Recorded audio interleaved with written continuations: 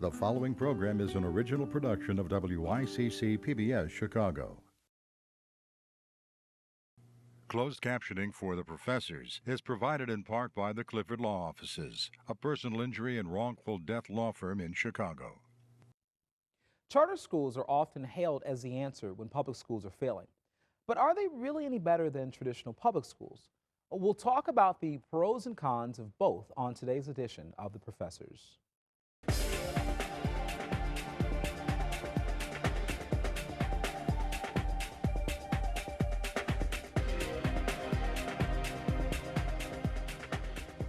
Joining us today to talk about traditional public schools versus charter schools are Connie Mixon, political science professor at Elmhurst College, and Lucine, law professor at the John Marshall School of Law, Dr. Nick Panomitros, attorney and professor at Kennedy King College, and Cornel Darden, librarian at Kennedy King College. Welcome, everyone. So we're asking this question, and this conversation is extremely important, especially living in a city like Chicago. We are now faced with a movement.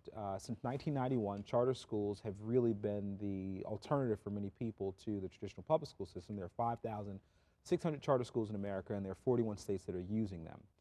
Many people question whether this is a right use of public dollars, but charter schools are public schools. And you have a really good, I think, concise definition of what a charter school is. So why don't we start our conversation by asking and answering that question. What is a charter school? Charter schools, like so-called public schools, are supported by taxpayer dollars.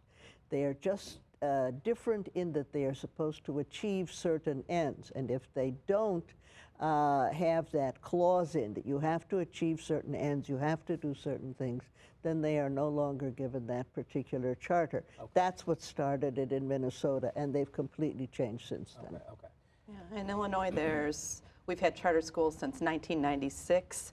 There's 132 charter schools in Illinois, 110 of which of those charter schools are located in the Chicago city limits. Go ahead. Yeah, but when Ray Budd from the University of Massachusetts at Amherst came up with the concept of a charter school back in the 80s, he was looking for a financially and legally independent public school. And one that would, address issues that in the traditional public schools couldn't be addressed. Like what, for instance? Wanted them to be unique, have a culture, one that would be different from the particular public school district. Sure. In an area. Well, the big issue as well, and I want to talk a little about that culture, because I think that there are, and it's funny because we were all kind of all over the place on this issue. We'll find that out in a little bit. But one of the unique things that charter schools are able to offer is a culture, and I think that we're going to flesh that part of the conversation out. However, one of the major concerns with charter schools is this question of unionization of teachers.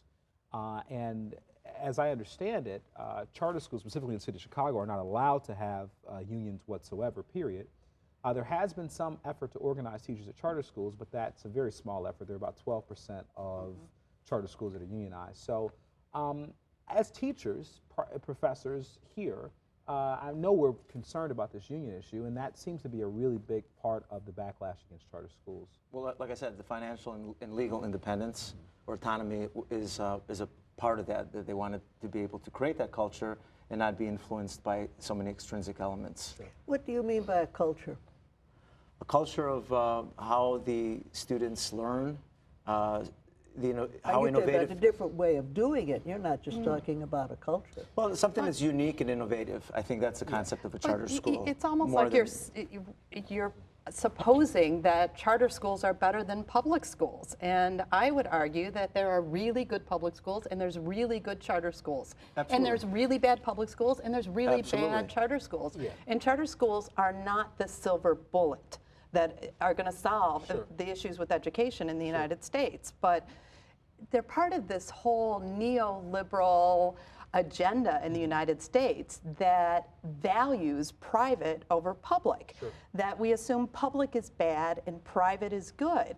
And there's an effort throughout the United States to deregulate, privatize, and take the public good into the private sector. Now here's the deal, Connie, and I want Cornel, I want you to hop in on this question because this really comes down for many parents to the issue of choice.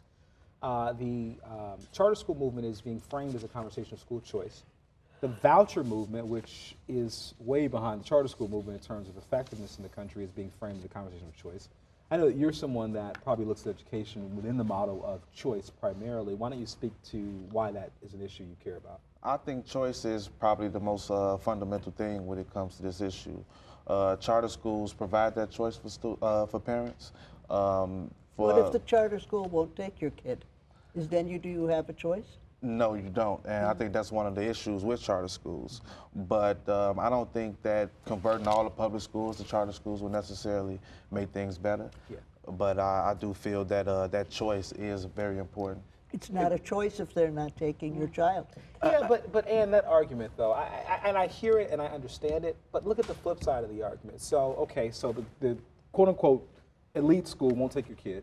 So now you're in the public school, and you're saying that it's an issue of choice, but look at how many parents are really stuck in failing public schools in their local communities. They don't have a choice either. And so it's a lack of choice, I think, on both sides. What if we were to say within Chicago, we have completely open enrollment in all of our elementary schools, preference given to the children who are in that immediate area, but if that's not filled up, and we do have a mayor now who says there are a bunch of underused schools. There aren't enough children there. Anybody from all over the city could come into that school once we find out there aren't enough children in that immediate area to go there. Then we figure out a way, or you bring your child to that school. Now that's a choice. It is a choice. How do you justify closing 54 plus schools in Chicago at the same time you're opening 60 charter schools? You will not get me to justify that. Okay, so I mean, part of this is the whole, under Mayor Daley's Renaissance 2010, and that the whole focus was increasing charter schools. And as a result, what you've had is a disinvestment in public schools. And if you're disinvesting in public schools, you're shifting to the marketplace under the premise of offering choice. And that's how it's being sold to a lot of poor Connie, black and brown families in the United States. Remember, you and I figured out I'm considerably older than you are, that I remember when the real issue in the Chicago schools was, do we talk about our kids in the public schools or do we talk about our kids in the Catholic schools, which would really have become a mass alternative form faith-based education. There were a few really truly private schools which were quote-unquote elite. And at that time, you had a Chicago Teachers Union that was not allowed to bargain collectively, nor in fact did the police officers, nor did the firefighters. So that now what you have is actually a Chicago Teachers Union that can bargain, and it is now our alternative to the public schools is the so-called charter school movement, and that's completely different. But Ann, here's the point, and this is the point that I think is fundamental in this conversation. What the charter school model, the voucher model, which once again we don't talk as much about, suggests is that education dollars ought to be portable, that the dollars ought to follow these kids, and that parents ought to make decisions based on the quality of education that they're getting, so that consequently there is part of the market model there in the sense that the bad schools close, the good schools survive. What is wrong with that? Because you're skimming from the top. Vouchers the are parental not the same involvement. as charter. I mean, the parents that are involved, the parents that get the vouchers, the parents that get in the lottery, those students are already advantaged, and you're leaving the public schools with the most disadvantaged students at the same time that you're cutting public money for them. You'll have townships, that have low-income families, and those schools don't have enough to operate, or don't have the same funds that other townships will have. So there's a segregation by township. Well, it's because we base public education funding on property taxes, which is completely inequitable. Exactly, and therefore charter schools act as sort of a safety valve in a sense for some of those areas where you don't have enough funding. You can have a charter school, and you can sort of. But they're still subject to the same property tax. No, they get a head fund from the public school system, and they're where did the allowed. Public school system get its money? Out of property but the concept taxes. is that they will get a certain amount of money, and then they got to get the rest of the money somehow privately funded through donations or whatever. No, they don't. Many of them do. No, And they some don't. raise money. As I told you, some public schools also can raise money. They can set up a 501c3. But they don't. You and I can do it.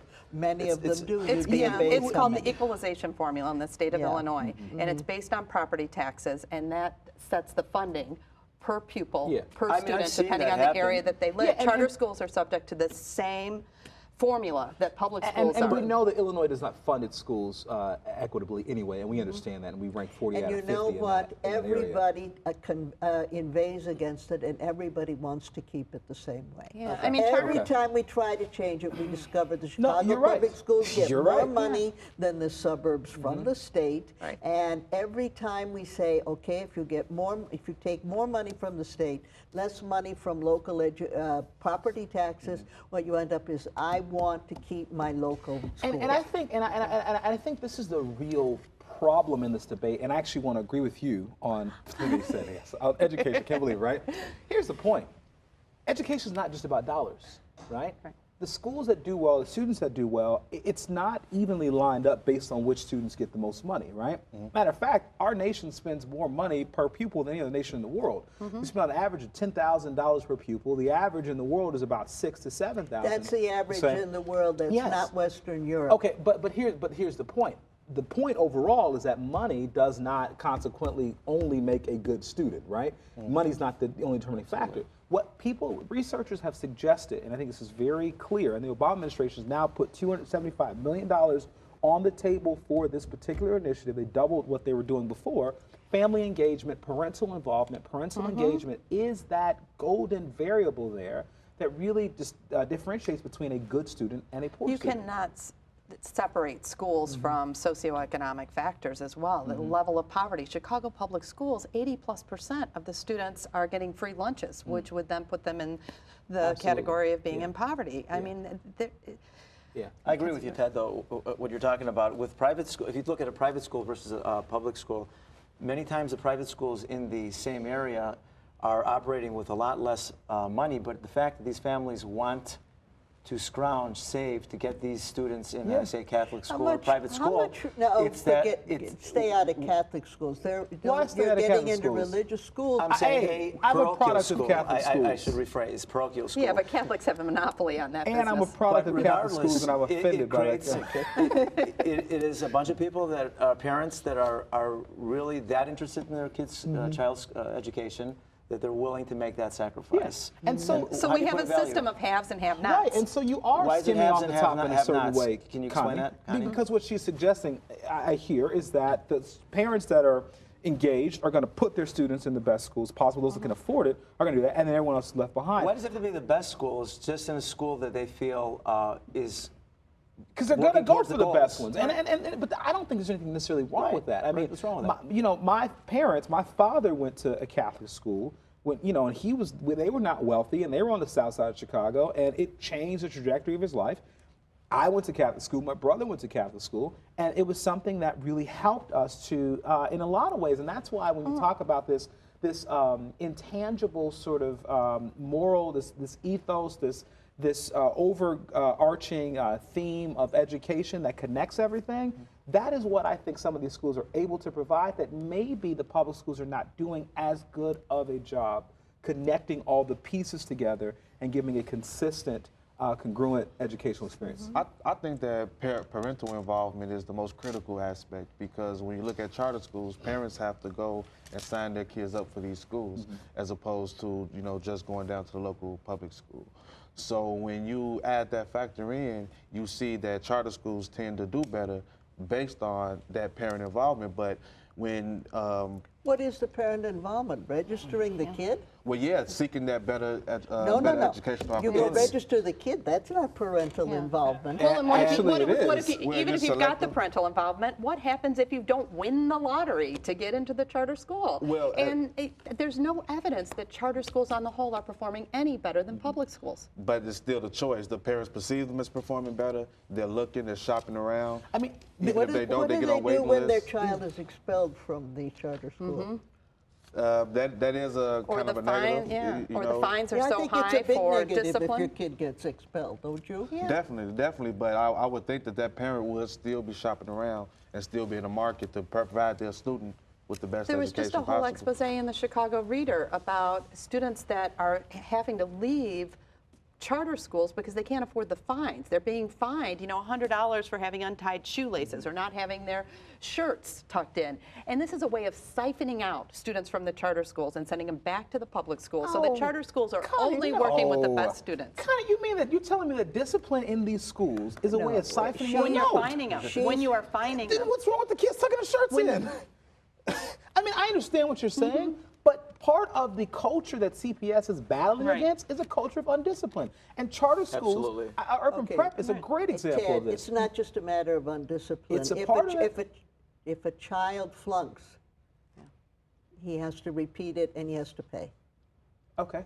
Well, you know, that's the competitive nature that the parents are willing to deal with to sign up their kids for those charter schools. These parents If they love didn't these wanna- schools. If they didn't want to deal with fines and things like that, they'll keep their kids in the public schools. Parental engagement is a positive, so I don't understand why What if everybody... there's not parental involvement? What if the parents aren't But then capable why of do being you have to get rid involved? of How all can charter we- schools for the, I'm for not the saying you few get rid of where all. the parents are not engaged? I don't How get can it. we manage morality? How can we convince every parent in the country to doesn't make any be sense. involved in their children's Why education? doesn't anybody talk about what in Europe works incredibly well? I have vouchers. no. What they have in Europe is they start children at the ages of 4 and 5. Almost 90% of all children in France and Germany start school at the age of 3 or 4, and almost all of it is publicly supported. And they say early childhood education is absolutely the key to everything, especially you and I know about Greece. They say this is for the poor kids. Right, but in those schools in Europe, first of all, the tax dollars that go to the schools are pretty much homogeneously distributed throughout the country amongst the schools. Like I said earlier with the township concept, here you have one township that's got X amount of dollars from their tax base, another one that's got nothing, another one that's got excessive amounts, and then you see the different, you know, tiers of schools within a metropolitan area. Yeah. So in those countries, you don't have that, and also you have a homogeneous society where you don't have issues with different cultures within Honey, a parameter. you haven't been to France and Germany lately. Not as much as it is here in the United Yeah, States. yeah. Absolutely. Well, Although but that's Germany's, changing. That's changing significantly. It's very much changing. The number one name for a newborn baby in Europe is Muhammad. Okay, so this is that dynamic is changing. But to the point of charter schools, because we touched on something I think is very important. Are charter schools doing better? And Connie, you say no. The research is suggesting no as well. I'd like for you to elaborate on that, but I also want to bring some examples of where maybe charter schools are doing something. So please go ahead. There's 541 elementary schools in Chicago, and based on the ISAT scores from 2011, none of the top 10 are charters. In fact, you have to go into like 40, 50 charter schools are at the middle of the bunch. Okay. And contrary to what we've been told in Waiting for Superman, charter schools just are not this silver bullet. They're not the magic. Let me ask you this question, though, because I fully agree. I've read the research data, so you're not going to hear arguments from me on this. But I will say this. In areas where students are more underperforming, lower income, for instance, the Harlem Village Academies, they have a 96% graduation rate for these students in a charter school, when the traditional public school has like a 65%. Urban prep in Chicago is a phenomenal example of taking kids in the inner city and providing them with examples of academic excellence. So the point is that even if, and this is what gets me, okay, the worst argument against charter schools people say is they're not doing any better than public schools, they're just the same. Right. So what, right? If that's the worst that we have, then let's provide these options, smaller class sizes, which many of them have, and some other opportunities that are being provided. For instance, there's a Chicago Hope Academy that has a faith-based component. Let's do that and give these parents choices. And many public schools are doing exactly that and having the same kind of successes that you just talked about. We know what model works. Why aren't we applying it everywhere? What model works? The smaller class sizes, the parental involvement, places where teachers are respected. Yeah, and it makes sense. And I once again, I agree with you, but I agree with you in the sense, and this is weird because we really agree too much on this issue today, but the point, I just stop this agreement. The point is, Connie, is that yes, I think we have to do both. I think we support those, but I know once again, having been a product of private schools, my kids are in private school, there are things there that no matter what the public school does, they're not going to get engaged in. For me specifically, there's a faith-based component, there's a discipline component that exists. So what I'm saying is, why not just let the parents have some level of choice in these things? And allow them to have tax support to do it. Well, you got a choice. You put your kids in Catholic school. Yeah, but I can't afford it. It's very difficult. And the reality is that if we had a system, and I hate to get on my voucher kick here, but vouchers, you know, you're confusing vouchers I'm with not Catholic confusing. schools with charter schools. No, I'm not Do confusing. not put them all together. No, I think they need to be put Part together. of it They're is all not this being whole put together now, market-based and that's the problem. approach to education, though. Vouchers and charter schools are all part of this larger market-based approach to education. And I really fear this privatization of education, and where we take education was long considered a public good, and now it's almost as if we're privatizing it, whether it be through vouchers or whether it be through charter schools, and where education becomes just to fuel the workforce. And like our global economy that has, you know, a two-tiered economy with a lot up at the top and a lot at the bottom, I fear that our education system is mirroring that, where we have really, really good schools. You know, and Connie, But that's happened before charter schools. Guys, what used to be, what the public schools were up until about my time, was in a way homogenous in the sense that children of all faiths and all ethnic groups, including some children who were born abroad, all came together and learned English. It was about 1890 that the Illinois schools started saying every day should start with the Pledge of Allegiance and a few other things. It was part of an Americanization program. We no longer have that concept. We no longer think of it as all of the children coming together, because in America everybody comes together. Instead, in the high and holy name of choice, what we've got is dividing children up to a remarkable extent. What's interesting about the Catholic schools, especially at the high school level, they are now selling a number of the schools on the grounds that they are bringing in children from all different groups, including different religious groups, not just Catholic. They've completely changed and in many respects become the public schools of about 80 or 90 years ago. But they're struggling, and the reason why they're struggling is because of many Catholic schools, specifically in urban communities or in areas where people can't afford them, given the current socioeconomic status of many of the people in inner cities. And so, to your point of vouchers, the Catholic schools are going to die if we do not do something to start providing funding for them. How many Catholic schools have children taught by nuns?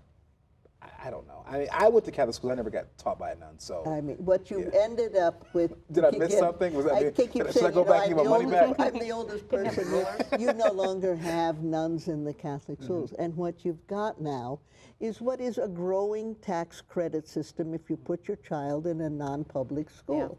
And that you don't need really with a charter school. They don't need a tax credit. What they end up with is all of the public money. And I can assure you that, I'm not going to say you never should have it, but when you have the so-called private-public partnerships, what you absolutely have to have is complete monitoring by the governmental agencies involved to make sure that money is being used correctly. Do you really think the people receiving the money want to be monitored? Yeah, in fact, we've got a prime example of that here in Chicago with the UNO organization, the United Neighborhood Organization Network of Charter Schools. Their CEO who are allowing unionization. No, well, they're having their conversations. CEO is Juan Rangel, who was co-chair of Mayor Emanuel's mayoral campaign. Okay. In 2009, they received a $98 million state of Illinois grant to build more charter schools. By the way, this is the largest public investment in charter schools in our nation's history. Much of that grant ended up in the pockets of family members and connections and political allies of those from UNO. And in fact, and you can look in February of 2013, the Sun-Times did a whole expose on this. And when we privatize this, there isn't the scrutiny. And I fear for the corruption that is happening with this lack of oversight. I want to come to you on this market question, because I think you could offer something. But I do have to say this quickly. Got to get my little jab over here on this. You know, I'm fully for accountability, fully for government scrutiny. But look at the model of that now with no child left behind. And the notion that we are just testing and we are looking at accountability, and that's the model for fixing the schools. I'm not convinced that the way to make the schools better is to over. How did No Child Left Behind and Race to the Top get into here? Those are a couple of federal programs that were catchy titles in order to get federal money into the schools. Right. Yeah, That's all that they're there for. Yeah. Yes, Race to the Top is incentivizing charter schools. It is. The Obama administration and Arne Duncan are giving grants to states that favor charter schools. I didn't mention Race to the Top, I mentioned No Child Left Behind, but the point was that the the model of accountability, the over-testing model, to me is very, very problematic. And I think that is the fuel behind the government's engagement in public schools. But please, speak to the question of market and why that may not be such a bad thing. Why the free market in terms of education? I think the free market in terms of education may not be such a bad thing because it allows people the choice to go out and do what pleases them. And in the end, that's whatever makes you happy is the best thing. Being forced by a government to go to a certain school in a local district, if that school's failing, you're stuck there. So having that choice to go to a charter school What do you think of my idea of having an open enrollment preference to the children in the area? You want to get your kid to a school a mile and a half away, you get that, and it has space, you can get your kid over there. That's a choice, isn't it? Yeah, that is a choice. I want to make a comment. Connie had made was sort of alluding to the privatization of schools, and we're going to have a tier system. But with a township system, and I'm going back to this again, that we have here, you basically have the same thing. I mean, you have in one suburb you'll have schools that are up here, other areas that are at the poverty level here. So by keeping the status quo, how are you improving that? And I think charter schools are sort of a not a quasi-private school, but some way to help some of those areas improve. Either that or you get rid of this township system and you have just one funded national tax-based school system, and then the problem's gone. We shouldn't fund education based on where people live. Why did those parents move to the townships? Better schools, and they're paying higher property taxes. Well, all right. Which is a broken model. And they can afford to pay those They're not always paying property taxes. taxes. Those areas pay hefty property taxes. If you were to ask those parents in the poverty-stricken townships, I don't think that poverty-stricken, do you want to have more state aid education? And within 5 minutes, they'll say, no, not really. I want to have local control. But if they can go to a charter school somewhere even if it's far away, somewhere in Chicago, isn't that better than staying in that neighborhood where that high school is known for 70% dropout rate? And guys, why don't we improve that school? Why don't we improve that school? And we need to. I apologize. We're gonna have to wrap up. I'm so sorry. Drastic times call for drastic measures. We've got to, I think, try a variety of efforts to fix our educational problems. But thank you all very much, and this was a very good conversation. That's our show for today, but the conversation continues online at WYCC.org. We'll see you next time on The Professors.